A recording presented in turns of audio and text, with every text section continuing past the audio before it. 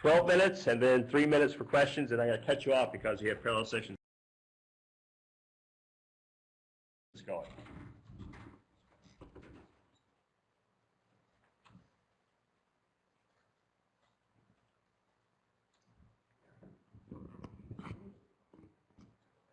Hi, my name is Jerome Johnson, and I'll be talking about lunar regolith mobility and excavation modeling.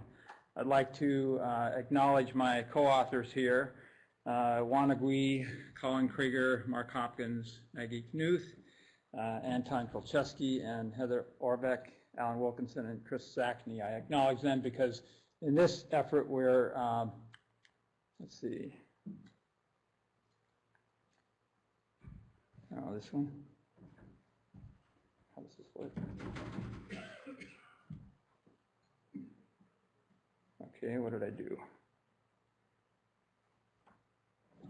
Okay, so the reason I acknowledge them is because in this work it's very much a collaborative effort in experiments and modeling that we're trying to accomplish to get our DEM model working. So the background is that this topic is part of the NLSI project, Scientific Exploration Potential at the Lunar Poles. The problem we're trying to address is that the effect of different gravities and soil types and physical processes on the moon make it impossible to predict the behavior of equipment or other things on the moon from experiments by themselves. And our goal is to develop a physical discrete element method model to address those issues, a model that can be used by non-DEM specialists, but that can be used to address the physical problems. The DEM approach is essentially using an aggregate of particles that interact with each other, and you can impose physical constraints as force contact mechanics and other physical constraints that affect the particle behavior. So what is a physical approach to DEM modeling? One is you can create an aggregate of particles. That's the first step of reducing the problem to more granularity. And then the other aspect is to look at the contact mechanics, to characterize the physical properties listed here, size, shape, aspect ratio, bulk density would be part of it. The contact mechanics can be determined by microscale experiments that have been done by folks at the Cold Regions Research and Engineering Laboratory, part of the Corps of Engineers. Okay, can you advance the, okay. And then to create contact laws based on the experimental results. From that, you can generate virtual particles shown here. On the right are the virtual particles, the left are the real particles. And then connect the contact laws with the actual particles that you're dealing with, conduct physical experiments, and compare and revise the results back and forth. By the time you do all this and you get fairly good agreement, you can be somewhat confident in your results. So kind of as an overview of the process, we see here a method that we've been using for rover analysis of Mars exploration rover wheels. This is an experiment that we've done, DEM modeling, that then goes into a geotechnical triaxial cell, which is the way you convert from the micromechanical properties of the DEM to more bulk properties of the aggregate soil. You can also do micromechanical tests, and this is an example of the experimental results of torque and sinkage to the DEM results. And to briefly kind of go through that, the experiment gives you those results. From that, you can get your DEM results. You go into your Triaxial, get your bulk results. So your Triaxial gives you results of deviatoric stress versus strain. From that, you can create your more Coulomb curves to get the internal friction value. And then from there, get your soil mechanical properties. So the approach we've taken is we started with a mature DEM from the Cold Regions Research and Engineering Laboratory, and then use that to inform the model construct that we're developing. The first question you might ask is, why don't we just keep using the Krell model? And the answer to that is that it's not very user-friendly, and the people working on that don't have an interest in making it so. Plus, it has limited ability to be parallelized. So we do an information exchange, data transfer from physical experiments, simulation back and forth, so actually doing problem solving, and then distributing the beta code. That's where we are now, is we have a couple of beta users of the code. And then for the future, move it to where we can distribute a user code and do simulation of other problems, not necessarily just geotechnical, but more science related. The experiments that we use are listed here for guidance, and the inclusion of the more physical properties like particle size, shape, contact mechanics, that provides a more physical DEM as opposed to qualitative. The triaxial cell, penetrometer, bevimeter tests, those are tests that would be of interest for characterizing regolith properties. Wheel digging and traction, that's a method to assess the rover behavior in a lunar or Martian environment, or to interpret those data back to the soil properties.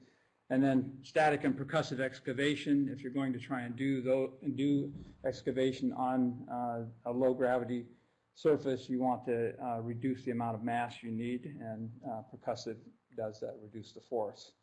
This is an example of a triaxial cell test, and here you see increasing force and then the shear failure that occurs laterally here, and the kinds of forces that you would get. You can see how that works, because you get an increasing force to shear failure and then the residual stresses with the friction.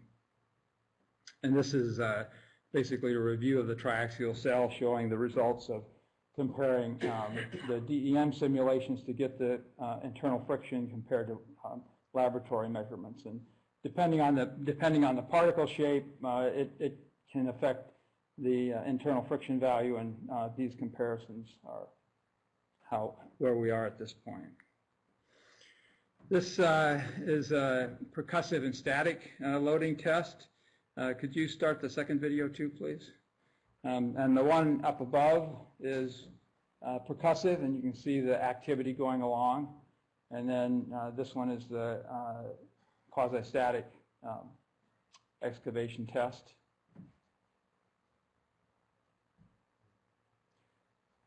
Next, please. And this is the kind of forces that you get as you change the impact frequency. So as you increase the impact frequency, the force required to do the excavation drops significantly. Next, please. This is a DEM simulation of that same process. The one on the left is the quasi-static. The one on the right is the percussive. Could you go back, please? Start it again. The mechanism that is thought to explain why the percussive excavation requires a lower force is that through the vibration of the percussiveness, you're creating a dilation locally in the material, so that reduces the large-scale friction failure surface that you need, and hence lower force. It generally requires more energy, though, but if you're trying to get lower force, more energy is okay. This is a result comparison. So on the experimental side, this would be the non-percussive force of excavation, and this would be the percussive. You can see it's quite a bit lower. We get the same physical behavior here. The non-percussive is higher than the percussive. We don't quite match the experimental data yet, so that means that we have to keep working on our DEM particles. This is an example of a simulation of a penetrometer, which is generally used to try and determine soil properties. And you can see here two different runs that we've done with a condensed regolith for higher penetration and a lower density regolith. And one of the things that makes it so difficult to interpret these kinds of tests is the force chain networks that we're showing at the bottom here that develop when you're interacting with granular material. So this is, could you start the second one too? So this is an example of the Mars Exploration Rover Wheel.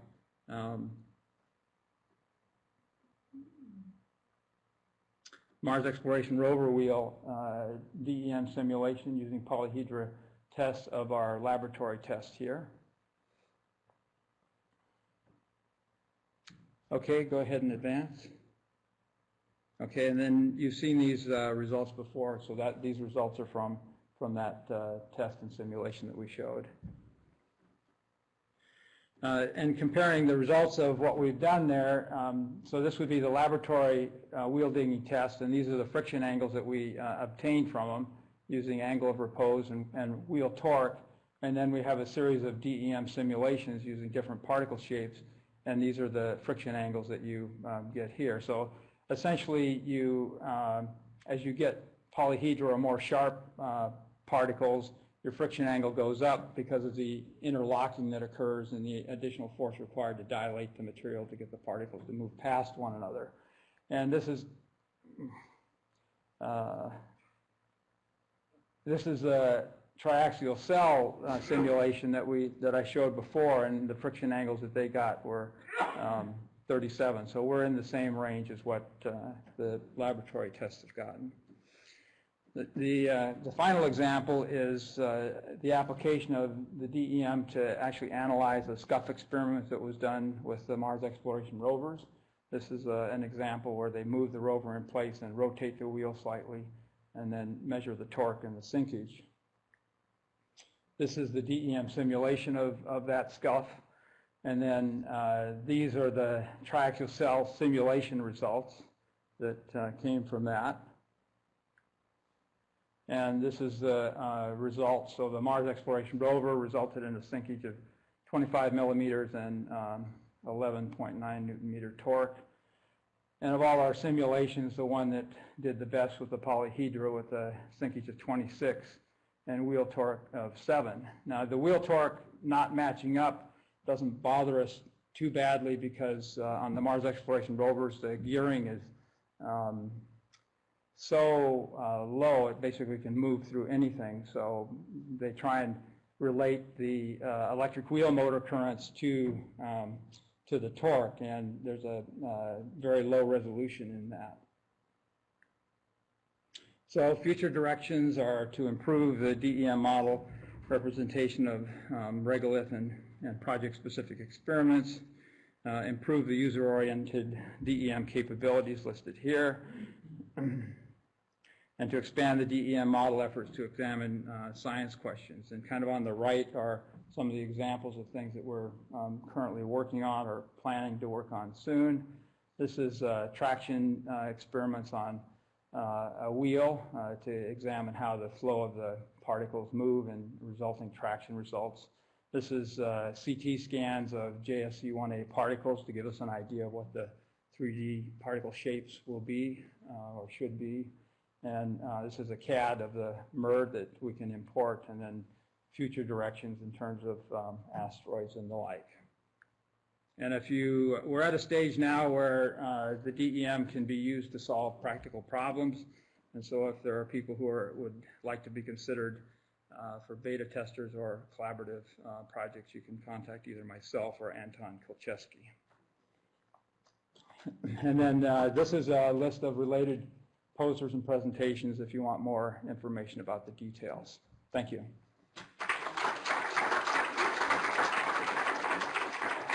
Okay, we have a couple of minutes for questions. Okay. Oh, I have a question. Okay. So how useful could a tool like this be in predicting hazards that could be seen by rovers as they approach terrain which they haven't crossed before?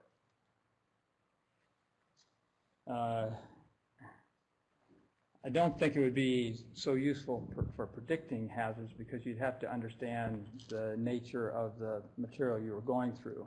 If you had some other way to estimate what that was by formation mechanisms or other things. So the example of the Spirit rover getting stuck in the crater that had a lot of dust in it, if you had a way to tell that there was a difference there, then you could estimate what kind of hazard it might be. But first of all, you have to be able to know what's there before you can simulate it. Well, I guess a variant of that question is if you had traveled through materials which seem somewhat hazardous, but did that actually caused you to get stuck, could you collect enough information from that experience to say, oh yes, this material has these properties, and we can relate that to things you can see in the remote sensing, and use that to avoid similar hazards? Yeah, you can do that. And the other thing you can do is use it as a planning tool if you do get in that situation of how you might plan to extricate yourself from it.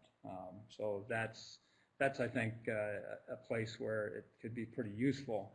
And then what you can also do is the way your rover is interacting with whatever soil you're on, you can develop a library of behaviors based on that, and then simulate what may happen. And exit strategies for whatever material. Well, very good. Very interesting. Thanks. All right, we're just on time. So, our next speaker is William Vaughn, and he will be speaking on geology and petrology.